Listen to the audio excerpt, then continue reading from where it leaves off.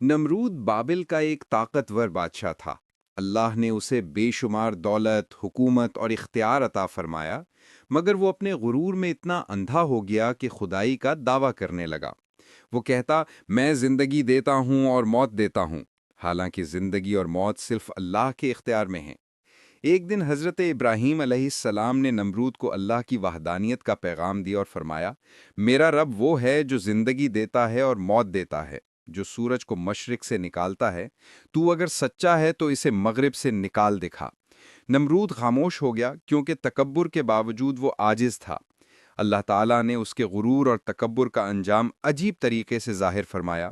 ایک نہایت چھوٹا مچھر جسے انسان معمولی سمجھتا ہے، اللہ کے حکم سے نمرود کی ناک کے سوراخ میں داخل ہوا اور اس کے دماغ تک جا پہنچا۔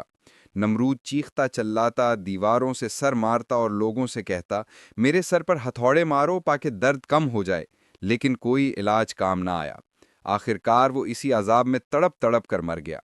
یوں ایک عظیم بادشاہ جو خدائی کے دعوے پر اتر آیا تھا، ایک حقیر مخلوق کے ذریعے ذلیل و خوار ہو کر انجام کو پہنچا۔ یہ واقعہ قیامت تک کے انسانوں کے لیے سبق ہے کہ تکبر صرف اللہ کو زیب دیتا ہے۔